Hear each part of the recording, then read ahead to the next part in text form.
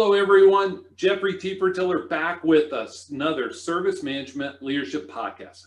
We are pleased to have Rory Canavan, founding consultant of SAM Charter, a great site for you software asset management folk. Go check it out. Rory, how are you? I'm great, thanks, Jeffrey. Thanks again for having me back. It's really great to see you. And so Rory was only around for part one of the Global ITAM Summit. So I was like, Rory, come back. You can, we'll catch up on another one. All right. So you've been in the software asset management world, let's call it SAM world, for a long time. Some of us, it's in gray hair, some of it's in, wrinkles on the face, and some of it's stripes on our back. So how'd you get started down this path of SAM? So I'm not looking to get people to start crying or anything, but I wasn't in a particularly good place professionally around sort of 2006. I just finished a sales job that ended disastrously for me. And I was doing that thing of basically throwing my CV at every given vacancy going. And one of them eventually took. It was with an organization that I don't think really exists anymore, called the Federation Against Software Theft. And they needed an account manager to guide various organizations that had joined fast to run through a program of, and I think initially they called it license compliance, and then it was just around the time when the term SAM was really taking hold, so they called it license compliance and SAM. And that's how it really started then at that point. And it just made a lot of sense to me, doing things right. So I stuck at it and found out that I really enjoyed it. It's interesting because SAM is one of those areas where us IT folk really have to see it through a business lens. These are business problems. These are, how do we save money? How do we stay compliant? Business problems, not functionality or innovation or things of that nature. Is that your take on it as well? Predominantly, yes. I mean, there's always that sort of technical element where you have to scope out the IT estate and abide by the lay of the land, as it were. So if you do want to audit IBM, then you have to have ILMT. Pretty much, that's going to give you your subcapacity licensing. But there is, as you say, if you start to abstract that sort of SAM conversation and take it higher up the food chain in an organization, and you're then all of a sudden in the lofty areas of the C-suite, there's no point in talking in acronyms like IBM, ILMT, subcapacity licensing. All those acronyms and terms will mean nothing to those kind of folks. They'll be more interested in terms such as total cost of ownership, return on investment, competitive advantage, compliance, risk. So you have to sort of tuck away the geek for the time being and actually talk about how the benefits of SAM can align to their business aspirations then at that point. Yes, especially in this crazy world we live in now, right? Everybody's risk averse and everybody's worried about dollars and cents and even euros in some parts of the world like yours.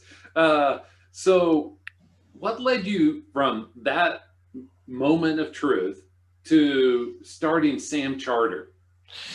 So by then I'd moved on, and I could see in the way the market was going that, particularly in the UK, that the given answer to address SAM, to make it go away, was to install a SAM suite, and that was it. Problem solved, and move on to the next problem in IT.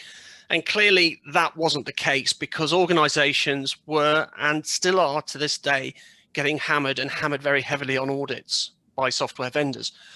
So I'd had, as part of my education, a really good grounding in business and systems analysis. And I have to sort of doff my cap in the direction of the University of Plymouth in the UK for that. So thank you to the guys there for that. And that just sparked the notion of problem solving. And it was taking that sort of business and systems analysis and applying it to SAM that made me think, right, there's a gap here. We can actually work the processes.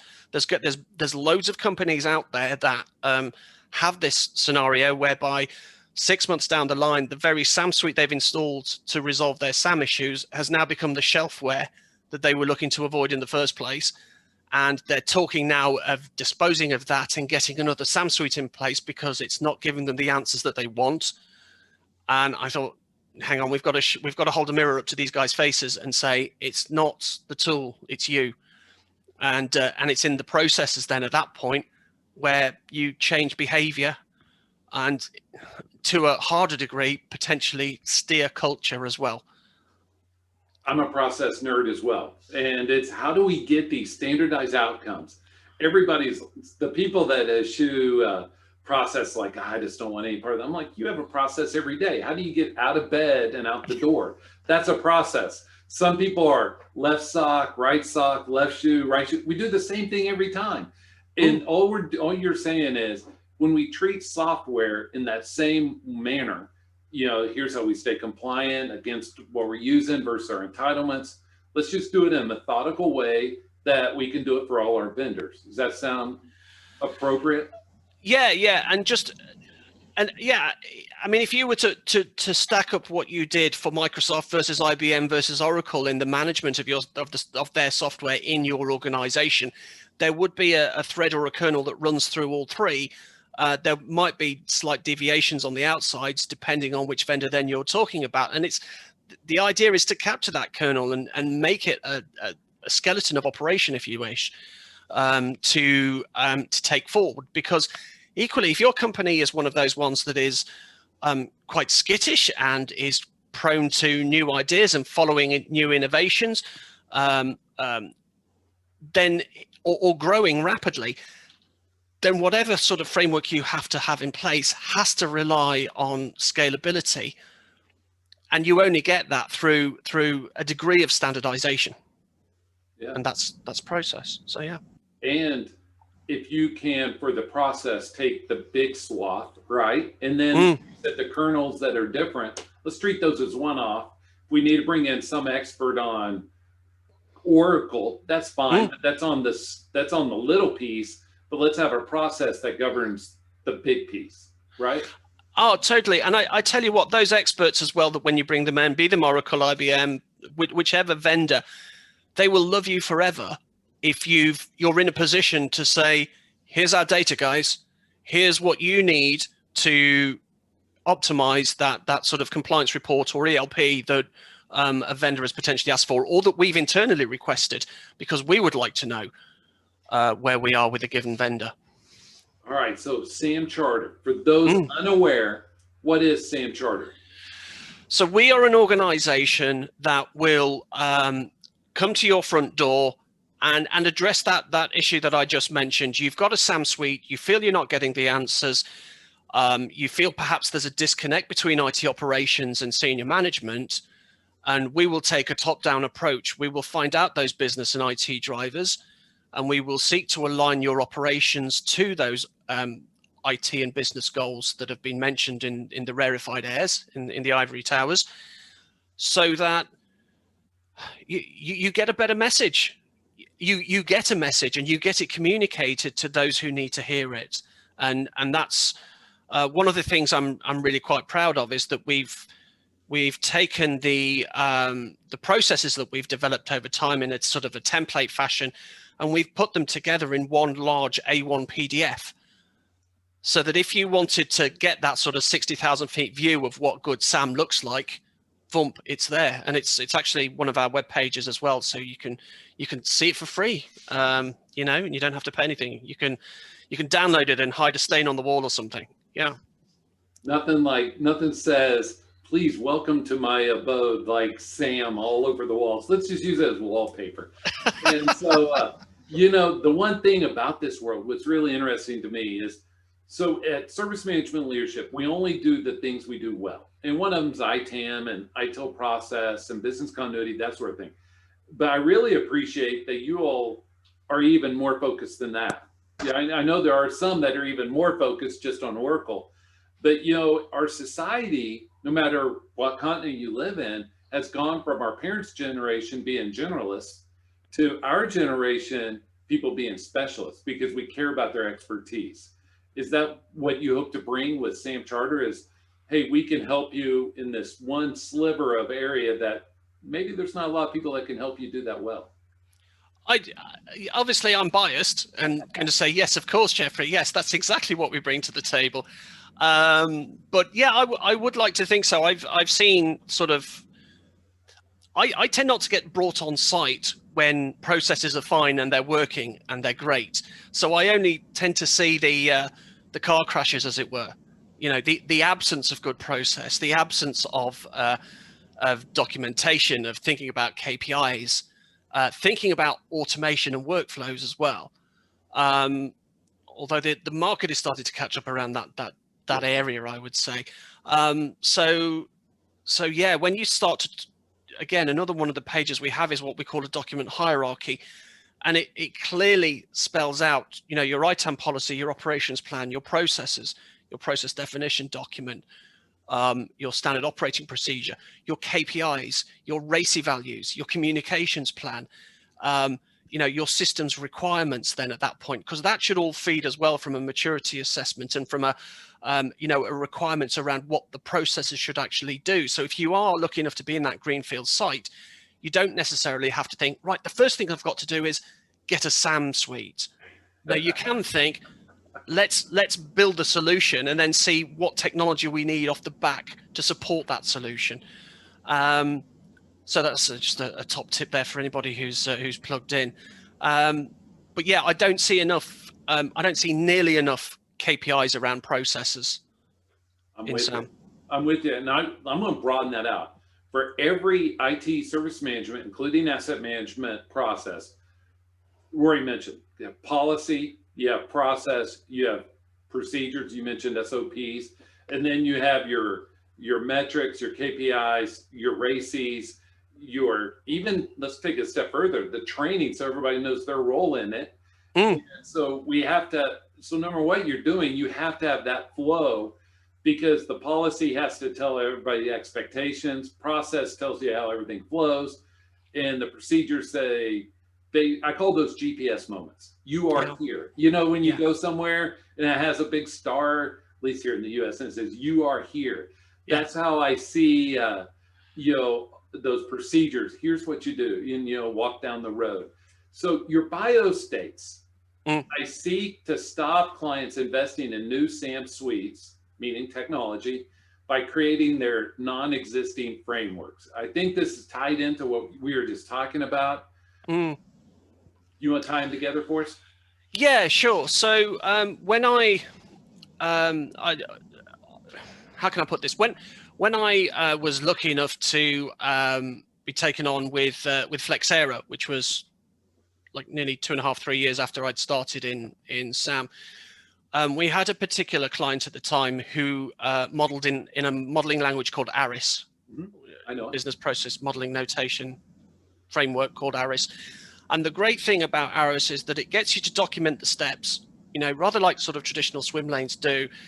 But what it will also do for each and every step is it gets you to define what data goes in, what data comes out, which stakeholders are involved, but also which systems are actually used in the processes then at that point.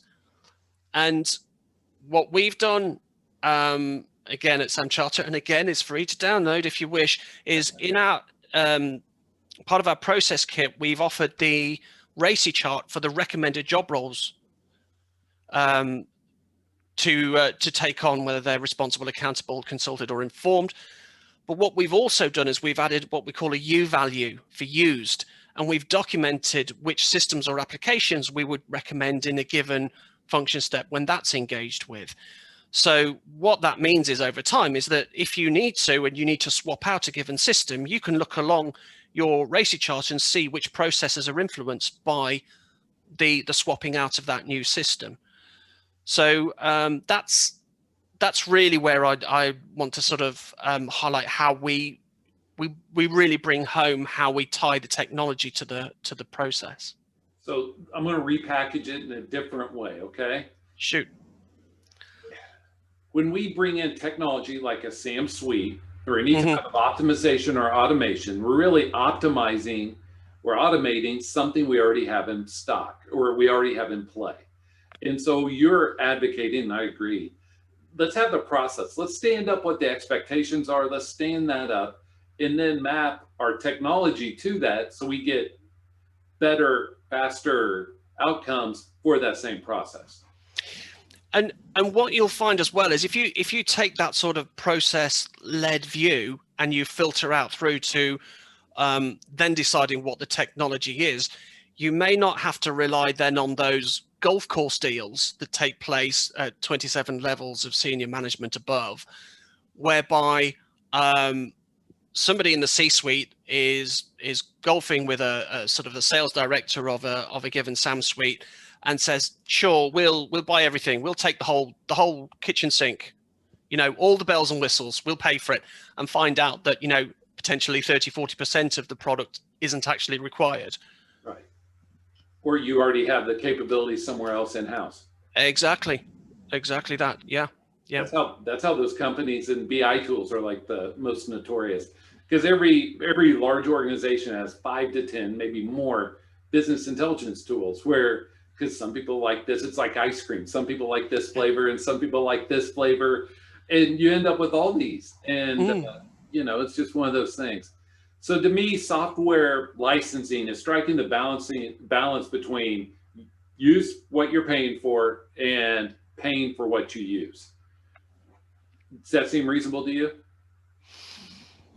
Yeah, absolutely it does. And I think with the advent of the cloud as well, the way things are going, we've got to, shall we say, move away from traditional on-prem thinking and on-prem logic, and step up and get quicker at what we're doing as well, because the billing cycle for cloud software now is potentially per minute, per hour. Now, granted, it's only a shaving of a cent or whatever it may be, but it's not just one instance necessarily. It could be thousands of instances, and all of a sudden, that's a running tap. That's a running financial tap that we've got to close down. So we're still back to the idea that we need processes in that world, but they need to be agile. So I tell this story, and I have to leave the names off to protect the guilty. Jeff, you're no fun. Not the innocent, but the guilty. But I know of a company, a firm, let's just call it a firm, that the security people would check Diners Club cards to see who of the business spun up cloud instances this month. So they're always a month behind. And now they're playing catch up, thinking, okay, what kind of risk did we just inherit? Because these people, because it doesn't take more than a credit card to have an AWS instance or a Azure instance. It doesn't take anything. And so anyway, it's pretty interesting, especially when a salesperson comes on site and it's like, hey, we'll give you 90 days free. So now the security people are 120 days back before they realize. And so there's a lot of craziness, especially, we'll talk about Hammond a little bit, but security really cares. The security folk really care about software asset management and hardware asset management, because these are the new additions to the risk profile for the organization. So in the US, so I think you all in the UK are more mature, a lot of ways in the ITIL world, but really more mature in the SAM world. Because here in the US, we're still thinking these are technology problems. Most of the people, they hear SAM, they think of a technology suite. Let's not get into which one. And where I'm waiting for the pendulum to swing back to the conversations that you're talking about, of how do we get the process right so the tools do what we need? Because let's think about it this way. If we only do the technology and not the process, we can only get, how far do you think, 25-30% of the desired outcome? We can't get all the way, can we? And so that's a great point, actually, because one of the things that we offer as a freebie on our website is a maturity assessment. It's a light assessment, so it's a finger in the air grading, and we ask you 20 questions. And periodically, what we'll do is we'll gather up those anonymous responses. And as the tool has developed, the maturity assessment has developed, one of the things we asked was, which tools do you have in place?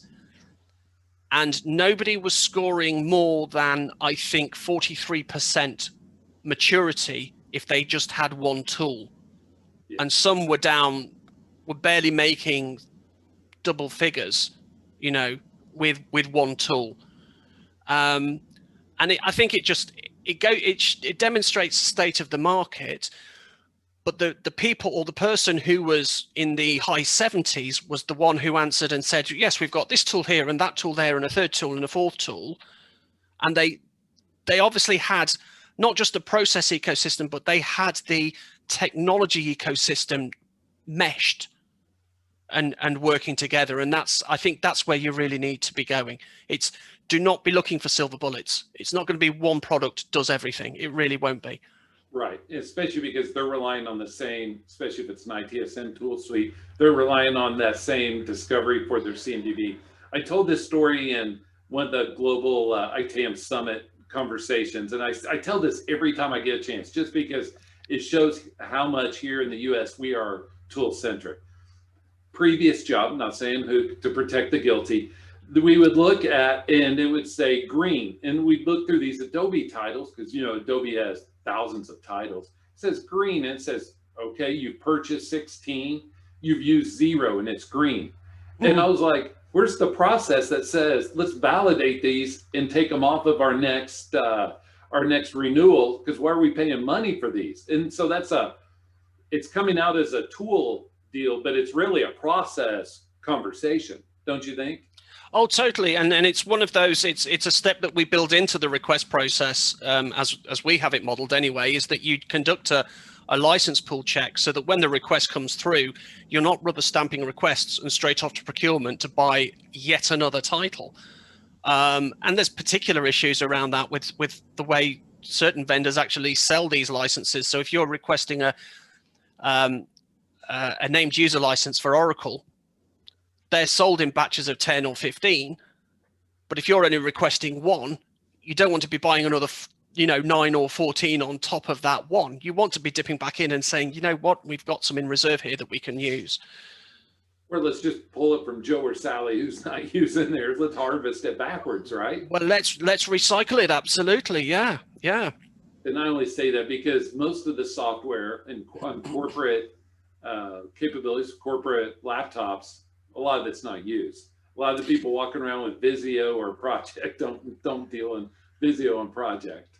Yeah, and it's that thing too of I like to refer to it as desktop envy. So one day Tom has been issued a copy of Visio, and it's Visio Professional, so it's it's up there in terms of cost of title, and then his buddy John sees that he's got Visio Professional. All of a sudden he's a professional, so he needs another sort of $600 or $700 worth of software on his device for no good reason as well. Standard 9 times out of 10 will do the job. You don't need to be sort of going through the tiers.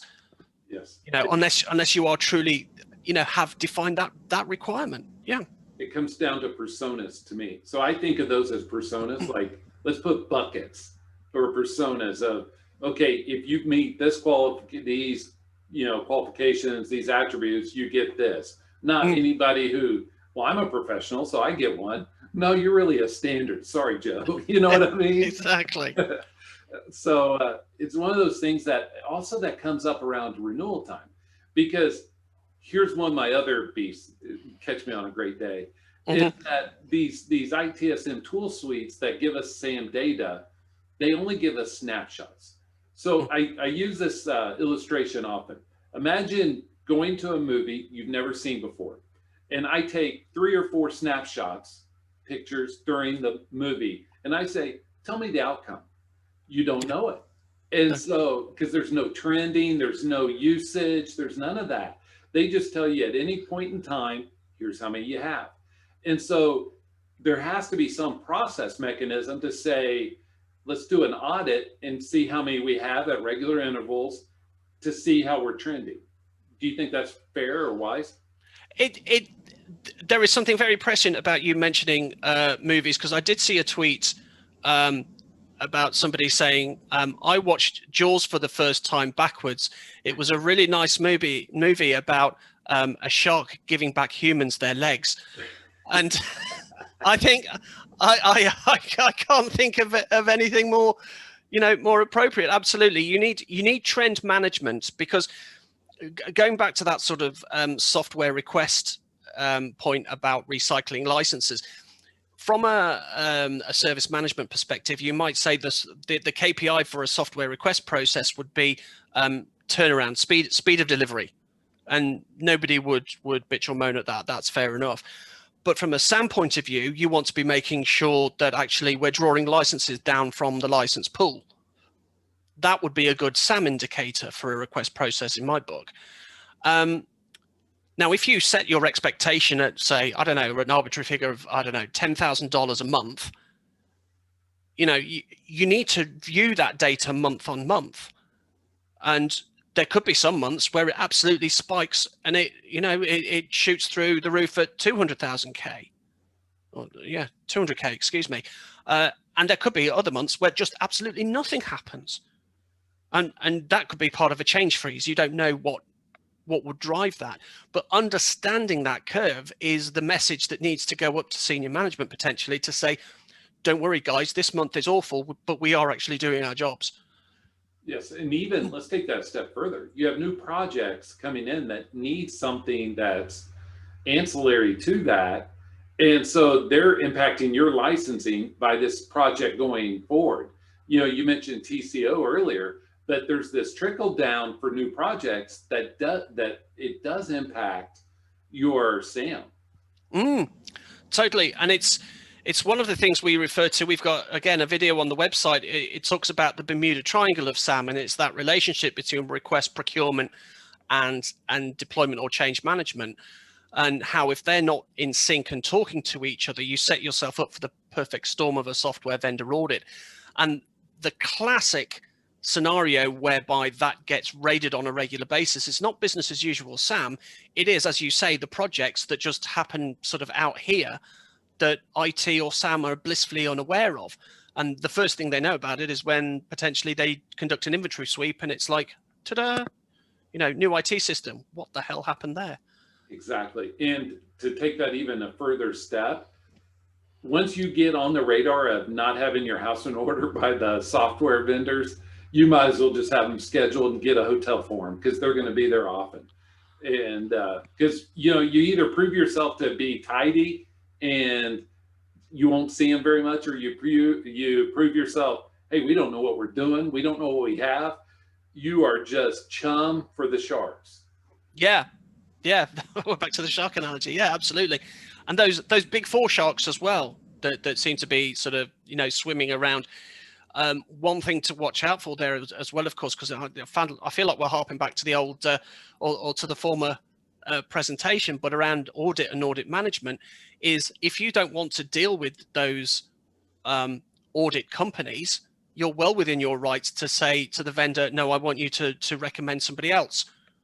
Because what you don't want to have happen is that they come in under the pretense of, oh, we're here for Microsoft, and then 6 months later, oh, we're here for Oracle, oh, we're here for IBM, oh, we're here for SAP, because, they're just, gaming the system. They're just draining you, and you're on a revolving door audit scenario.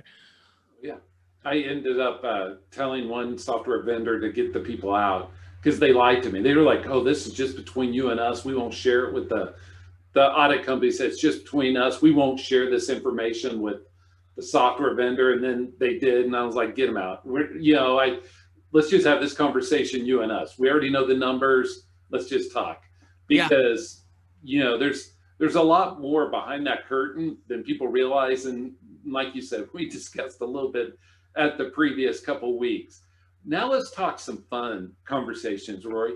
What is the most interesting, or you can pick more than one, client situations you were involved in that you can share, right? Yeah. I don't need any lawyers to bang down the door. I might have to call Pam from the previous conversation for help. But what are some of the interesting client situations you can share? Okay, so I have two, one really good and one really bad. So we'll go with the good news first. And this was a particular organisation here in the northwest of England. And they had in the region of about 5,000 devices. So, a going concern, shall we say. There's a more than reasonable IT estate. Certainly over here it is anyway. And they had, am I right to mention a certain SAMSuite provider, or would you prefer I just mention whatever you want? All right. So they had Snow software in, and they were in that particular situation where they felt they'd taken the product as far as they could. They felt they weren't getting the data that they wanted, because that's what I always find is that SAMSuites are wishing wells. So through a partner, they recommended that I come in and I do a small piece of work for them around process.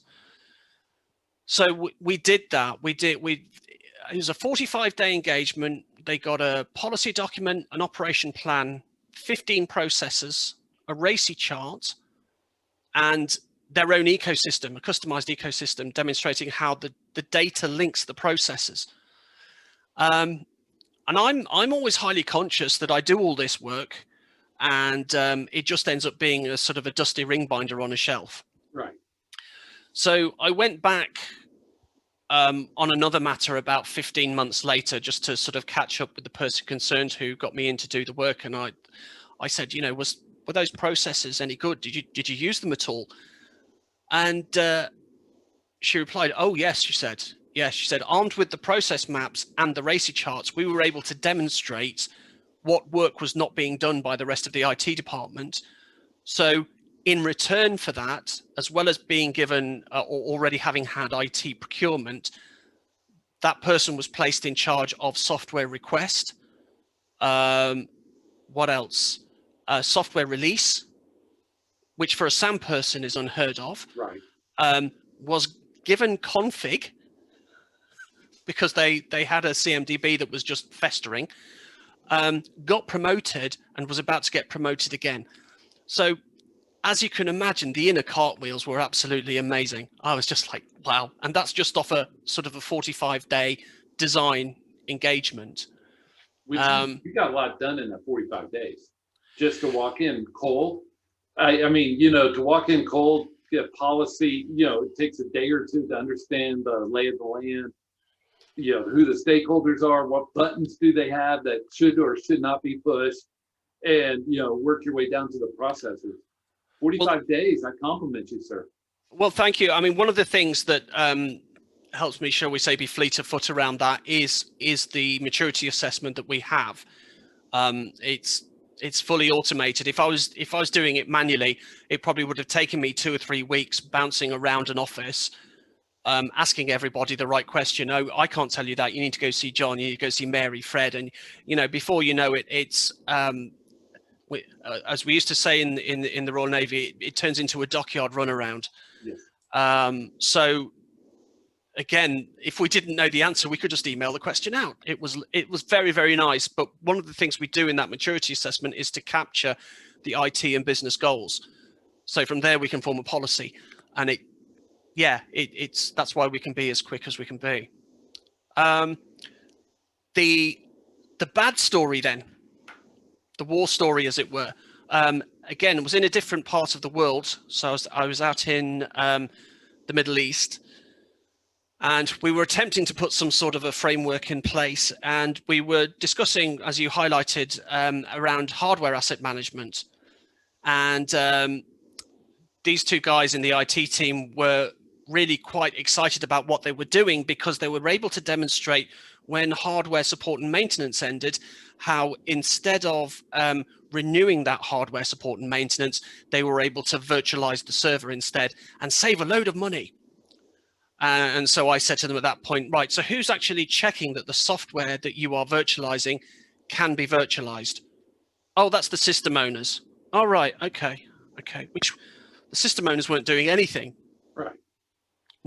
SAM related, I should say. Nothing SAM related, so you knew nothing was happening. And so I said, how many of these have you done? Oh, well, we've done 125 of these non-essential servers, and we've another 75 in the pipeline. Right. So I went and saw the head of SAM, and I said, you've got a problem. And I recounted this story to them. And I said, you're setting yourself up for a perfect storm here. And he said, Rory, don't give me problems, and just walked away. Right, sure. Yeah, I'll fix it. Yeah. Yeah. There's only so much, as a consultant, there is only so much you can do. And if the will isn't there to fix anything and attempt to automate everything, and this leads to, good processes being turned into workflows, being turned into RPA. If it's terrible to begin with, it will be automated and terrible at the end. Very much. And at one of my stops, I'm not going to mention who, we want to protect the guilty. The decommissioning process for HAM, hardware assets, the person who owned that from the engineering architecture side said, we'll automate what we can, and what we can't, we'll just claim as non-essential.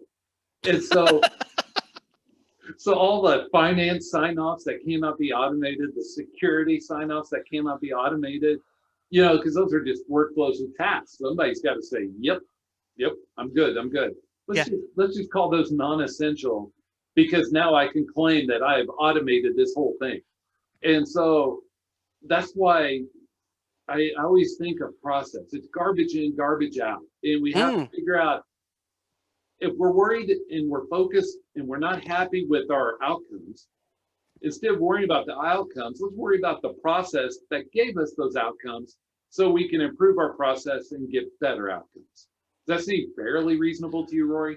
I think so. Yeah, I think back to I had when I was back at University of Plymouth, actually, one of the modules was around operations management, and there was a lecturer who was recounting this story about a particular organization that used to build automated doors in hospitals and the like. And they were having this particular problem whereby the doors didn't seem to be closing quick enough. And people were getting trapped in the doors, but that was incidental. So what they did is they basically increased the power of the motors and gave no regard to the elderly people who needed more time to go through the doors when the lasers tripped to say the door needed to open. No, you've got 3 seconds. If you're not through, these things are, they're like fire doors. They're shutting. And but they were happy because they had the stats to prove all our doors shut within 3 seconds. They increased the demand at the hospital. Absolutely. So that thing about sort of aligning to KPIs and trusting solely in the data, if there's not a backstory to it to understand what good actually looks like, then at that point, one of my favorite expressions, I believe was from Churchill, is there are lies, damn lies, and then there are statistics. Yeah. Yeah. Or like the one that the stats don't lie, just the people that use them. One of my favorites, but that's a different story. All right, you mentioned Flexera a few minutes ago. We had Jim Ryan, CEO of Flexera, on several weeks ago. Great interview. Encourage everybody to go back and listen. He talked about the convergence of SAM and cloud management. And we see it, like people are moving from on-prem to the SaaS. Oracle's trying to push their people, Microsoft Office, 365, all that kind of thing.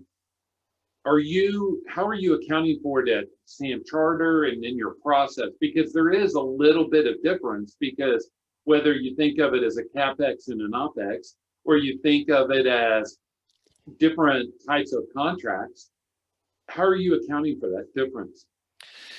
So, I should say too, I saw Jim Ryan's interview, and when you're speaking to him next, please, can you ask him if I can have a pint of his blood? Because he hasn't changed since I was there. He's just like perpetually the same looking dude as he was when I was there in 2011 or wherever. High energy too. High energy. I mean, like, I'm usually the highest energy person in any room. He blows me way away, and I was just like, yes, sir. And I appreciate. We enjoy being around people that are high energy. Yeah, he must have some portrait in the attic. That's all I will say. But good luck to him. Good luck to him. But yeah, around cloud. So certainly reporting is going to change. Like you said, that accounting change from CapEx, which is typically where IT spend is recorded, to OpEx, because it's a utility now. It's like light or it's like heat. So that needs factoring into any sort of reporting mechanism that is built into an ecosystem. Again, that idea that we've got to be more agile around the processes is certainly around things like joiners, movers, leavers. So when people join, they change jobs and they change IT profile or persona, as you use the term, or they leave the company. We need to be laser sharp on standing those services up, and we need to be laser sharp on standing them down as well, or modifying them. Things around dev and test as well, which is typically in SAM is treated as some sort of black hole. We don't go near it because we don't want to get in the way of the creatives. Great tip from Pierce McDonnell, actually, who was on the previous podcast, was that if you've got non-essential dev instances that don't need to be stood up over the weekend, Friday 5 o'clock, automatically they're shut down, and they're not stood up again until they're manually stood up by the people doing the developing. Because, you know, how many times have we seen those instances just, oh, we'll leave it there, we'll leave it there, we'll leave it there, you know, and you're burning money again. I think where it's going to get interesting, there was an organization now that's starting to play to this particular USP or this use case, is that idea where you've been on Azure for 3 years, or you've been on AWS for 3 years, and now you've got to do a sort of a comparison, a like for like, and to see, you know, can we account for the switching costs and can we save money? And it was Ian Camino, I think, of Cloud Optics, and Harmeet, his business partner, who set up that organization. They're now, I believe, part of Livingston. And that was their premise, that they had the licensing expertise to guide organizations on doing that kind of activity if they wanted to make a switch of users, or providers, I should say. So I think the buzzword or the key phrase is really do SAM, but do it better. You need to be doing it better and more agile for cloud. And so there's 3 things I heard you say, and let me repeat them back and tell me if I get it right or not. So number 1 is with SAM and on-prem, we worry about it annually or true ups or renewals. But with cloud, now we have to worry about it daily or by the minute, or, you know, our iterations have shrunk. Second of all, the ability to compare different cloud providers is a huge capability for some organizations internally. I even think about somebody throwing together a spreadsheet that says, if, you know, and you fill in the variables and it says, you know, this type of instance, I need this much capacity, this many resources. Okay, you go to Azure, or, you know, you go to AWS. But what's happened is all of those cloud provider salespeople are like, oh no, we'll give you a great deal, Mr. C-level, Mrs. C-level, just use us predominantly. And so that's always in the way.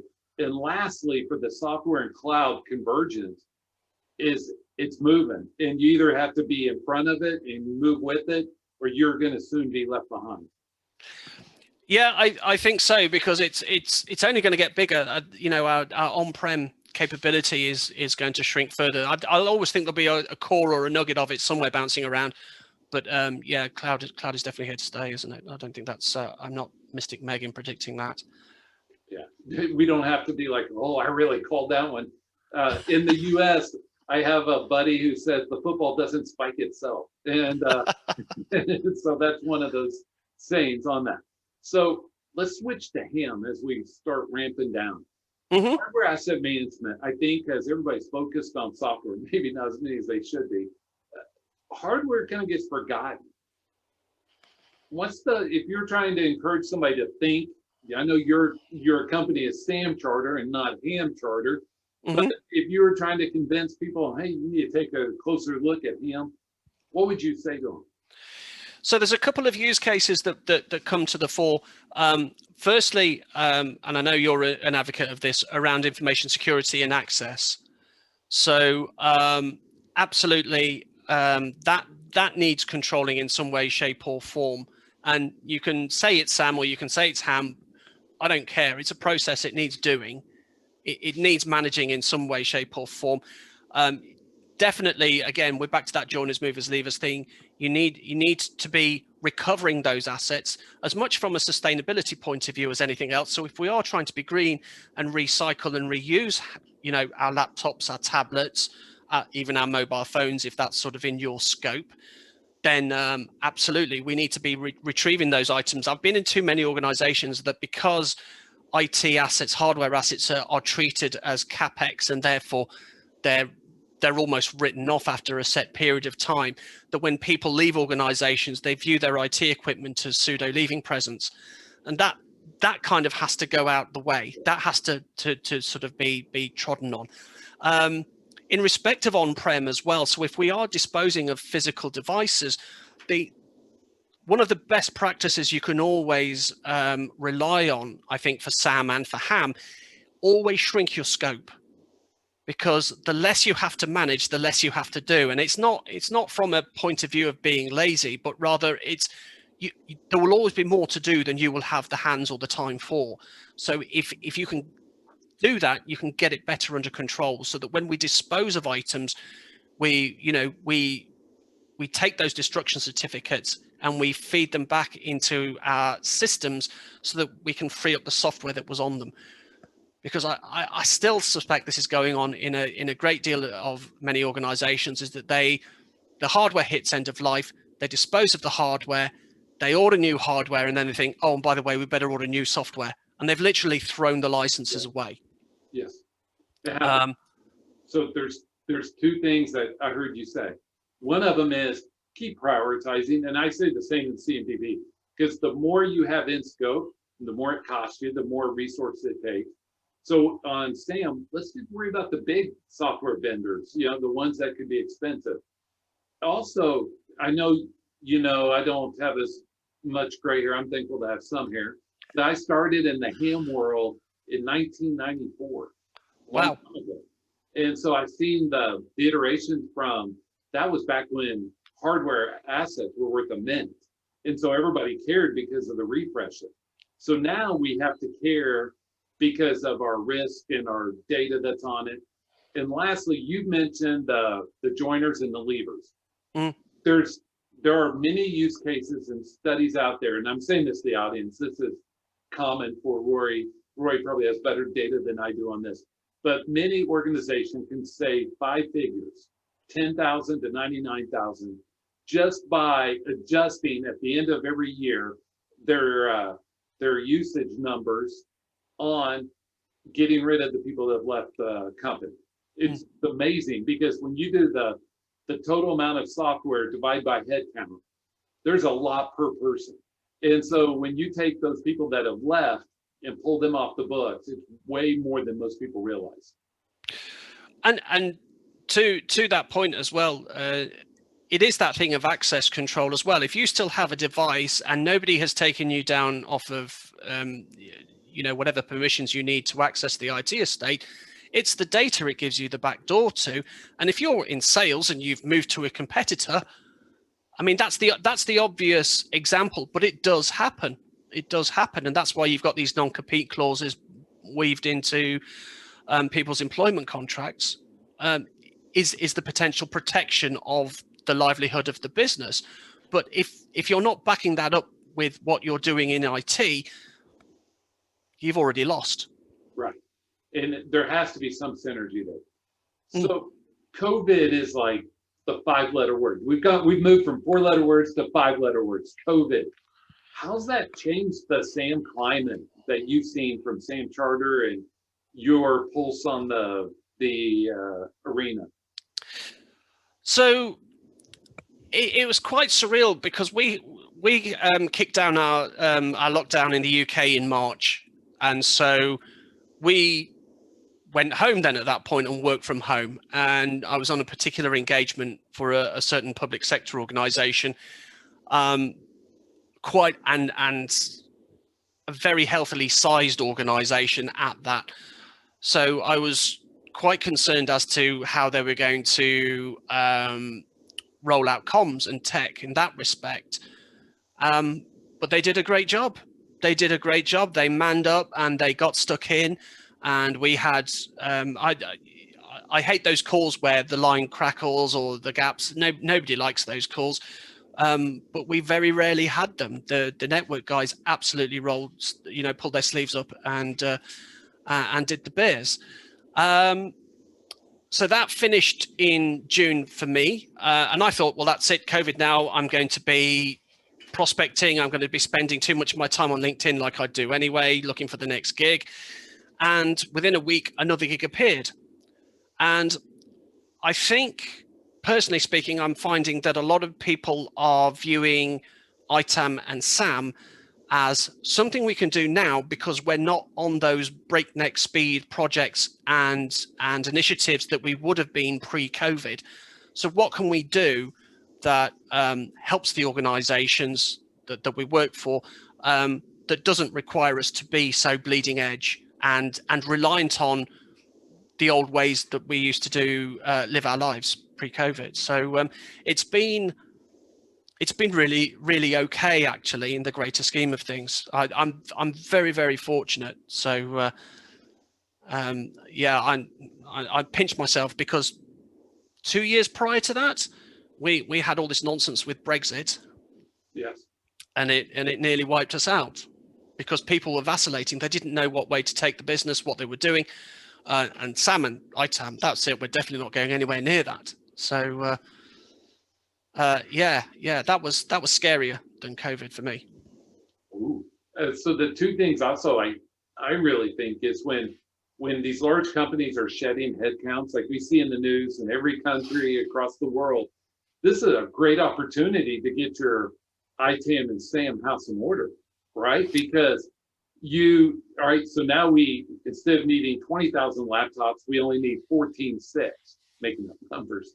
So these 5,400 laptops, yes, there's hardware and we can worry about the disposal and making money on that, but that's a lot of licenses as well that we need to make sure are included and accounted for and that we have a plan for. Have you seen that very much? So there have been one or two more inquiries. One thing that we're quite lucky for here in Europe and the UK is that we can resell licenses. So what we can do is actually turn that capex. We can turn that sort of 5,400 Office licenses, antivirus licenses, OS updates, back into money, and the associated CALs that go with it as well. We can resell those on. Now we're not going to get a 90% markup.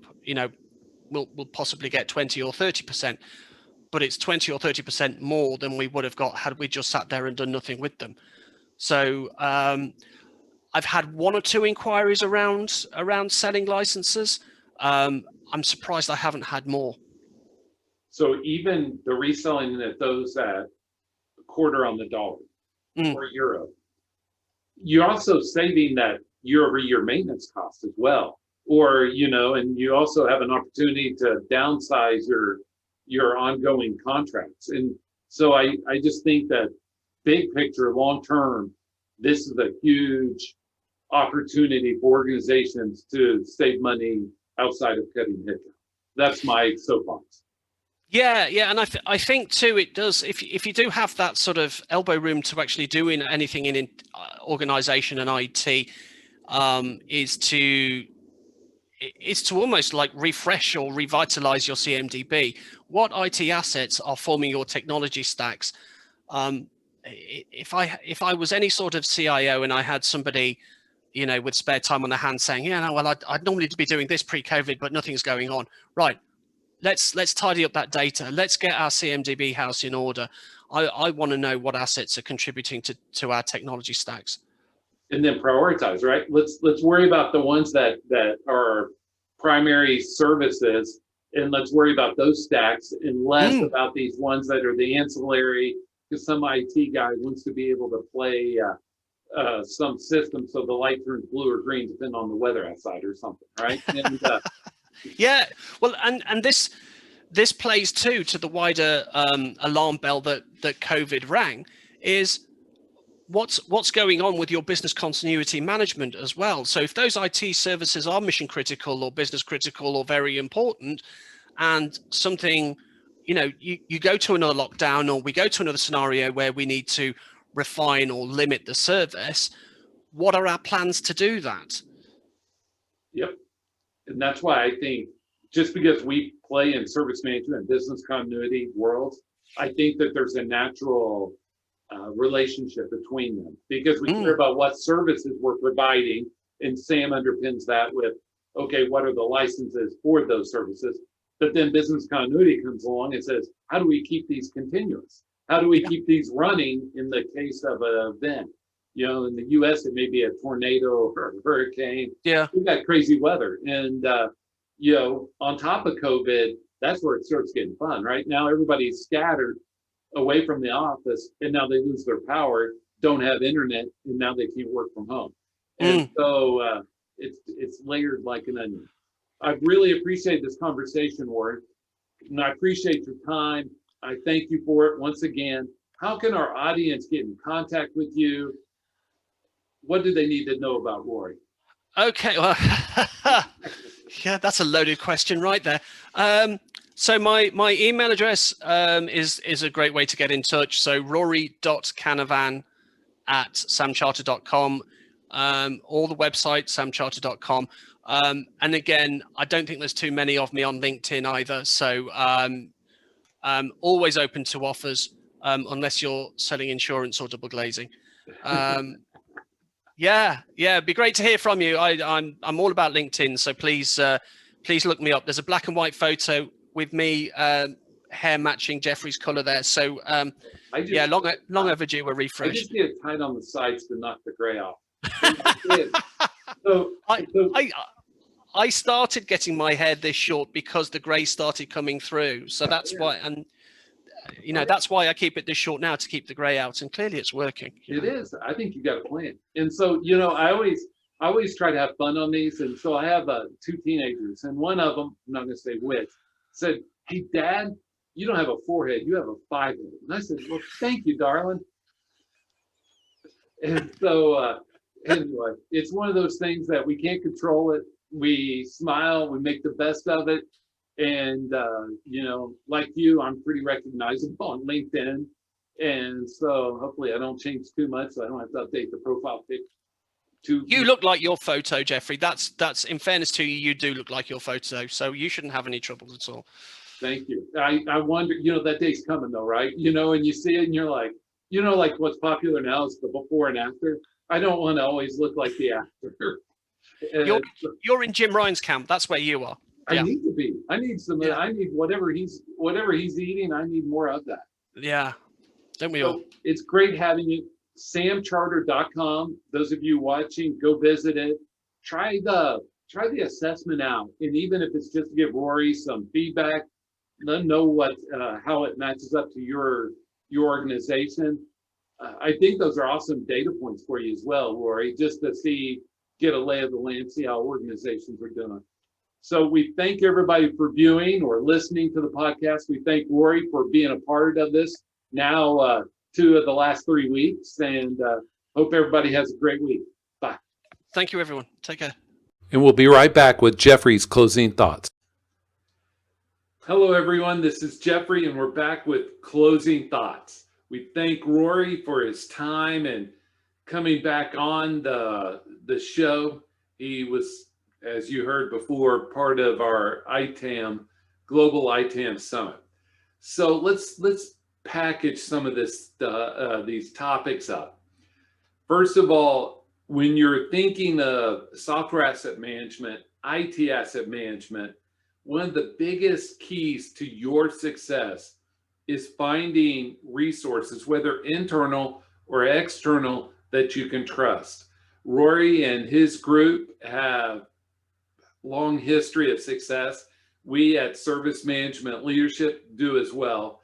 But find somebody that you can trust on the process side. The one thing, you heard me hiccup there for just a second, because I want to make this point. The one thing that will determine your success in the software asset management world and IT asset management is the ability to have a process. It is not tool centric. This whole topic is how do we do it repeatedly well? And so we can help you. Rory and his crew can help you. And I just want to emphasize, find a partner, find internal staff that you trust to do an awesome job.